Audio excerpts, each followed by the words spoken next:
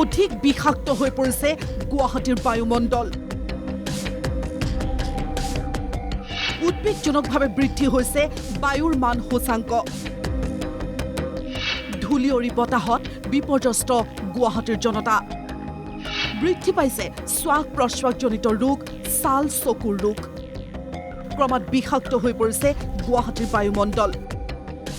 উদ্বেগজনকভাৱে বৃদ্ধি পাইছে মহানগৰীৰ বায়ুৰ মান সূচাংক। প্ৰদূষিত ধূলিময় বতাহত এক প্ৰকাৰ বিপৰ্যস্ত হৈ পৰিছে মহানগৰবাসী। অনাবৃষ্টি, বৰষুণৰ পৰিমাণ হ্ৰাসৰ লগতে যধে মধে য'তে ত'তে চলা নিৰ্মাণ কাৰ্যই ক্ৰমাৎ শ্বাসৰুদ্ধ কৰি তুলিছে উত্তৰ পূবৰ দুৱাৰমুখ স্বৰূপ গুৱাহাটী মহানগৰীক, যাৰ ফল ভুগিছে মহানগৰবাসীয়ে। মইতো ভাবোঁ ফ্লাইঅভাৰৰ যিটো কনষ্ট্ৰাকশ্যন সেইটোৱে হ'ল আটাইতকৈ বেছি দোষী। কাৰণ ঘটনা কি, ইয়াৰ ধূলি মাকতি চিমেণ্টৰ এটা এনেকুৱা ধৰণৰ পলিউশ্যন কৰিছে চিমেণ্টে, যিবিলাকৰ ধৰক এজমেটিক প্ৰব্লেম আছে, লাঙৰ প্ৰব্লেম আছে, তেওঁলোকৰ কাৰণে বৰ সমস্যাৰ সৃষ্টি হৈছে। আগতে আহিছিলে এইবিলাক বস্তাৰ যোগেদি আহিছিলে, বস্তাত আহি নমাইছিলে আৰু লৈ গৈছিলে। কিন্তু এতিয়া অপেন মুক্তভাৱে লৈ আহে এই বস্তুটো, যে ইয়াত এই মুক্তভাৱে অনাৰ কাৰণে ইয়াতে অলপমান বতাহ দিলে গোটেই এই চিমেণ্ট বনোৱা বালিটো ধূলিটোৱে গোটেই আমাৰ অঞ্চলবিলাক বিয়পি পৰে। আমাৰ অঞ্চল বুলি নহয়, গুৱাহাটী এই নুনমাটি, গীতানগৰ গোটেই বায়ুমণ্ডলত বিয়পি পৰে।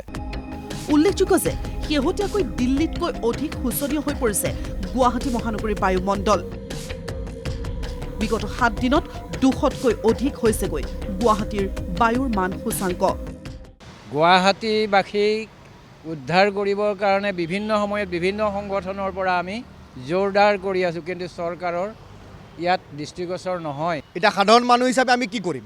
আমি যিখিনি পাৰোঁ আমাৰ কেম্পাছত বা অমুকত 2-এডাল গছ লগাই চেষ্টা কৰিছোঁ। কিন্তু আচৰিত কথা, গভৰ্ণমেণ্টে চমক দেখাই ইমান গছ কাটি দিলে। আমাৰ জুৰুডতে হওক, অল গুৱাহাটীত কিমান গছ কাটিলে, কিবাটো তাৰ বিকল্প একো ব্যৱস্থা নাই। যে গছ কাটি ফ্লাইঅভাৰ বনাইছে, কনষ্ট্ৰাকশ্যন কৰিছে, ঠিক আছে, ডেভেলপ কৰক, কিন্তু মানুহ থাকিব। যেতিয়া মানুহে নাথাকে, অকল ঘৰকেইটাই দি মানুহ নাথাকিব নহয়। বিষাক্ত বায়ুমণ্ডলে জনজীৱন বিপৰ্যস্ত কৰাই নহয়, মহানগৰবাসীৰ মাজত বৃদ্ধি পাইছে শ্বাস প্ৰশ্বাসজনিত ৰোগ, বৃদ্ধি পাইছে ছাল আৰু চকুৰ ৰোগো। গুৱাহাটী চিটি বা চিটিবিলাকত কাৰ্বনৰ যিটো উপস্থিতি আমাৰ বাতাবৰণত, বতাহত, সেইটোৱে মানুহক যথেষ্ট ক্ষতি কৰিছে। আৰু আপোনালোকে দেখি আহিছে যে এই সময়ছোৱাত মানুহৰ জ্বৰ, কাহ, চৰ্দি, মূৰৰ বিষ বেছি হয় আৰু গ্ৰেজুৱেলি এইটো বাঢ়ি গৈ আছে। আৰু তাৰ কাৰণে অকল চৰকাৰক ক'লেই নহ'ব, আমি মানুহো যথেষ্ট দায়ী।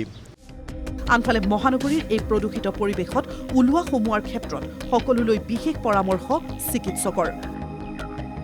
বাহিৰলৈ ওলালে মাস্ক ব্যৱহাৰ কৰক। আমি প্ৰতিটো সময়তে মাস্ক ব্যৱহাৰ কৰিব লাগে আৰু মাস্ক বেমাৰ হ'লেও নহ'লেও মাস্ক ব্যৱহাৰ কৰি আমি বাহিৰত ওলোৱা ফুৰা কৰিব লাগে। এইটো কাৰণে যে আমি উশাহ নিশাহ লৈ থাকোঁতে আমি গম নোপোৱাকৈ আমি বেক্টেৰিয়া সেৱন কৰোঁ, আমি ভাইৰাছ সেৱন কৰোঁ, আৰু সেই বেক্টেৰিয়াৰ কাৰণে বেক্টেৰিয়েল ইনফেকশ্যন হ'ব পাৰে আৰু ভাইৰেলৰ কাৰণে ভাইৰাছৰ ইনফেকশ্যন হ'ব পাৰে। গতিকে ভাইৰেল ইনফেকশ্যন বা বেক্টেৰিয়েল ইনফেকশ্যন যিয়ে নহওক, আমি দেখাত গম নাপাওঁ।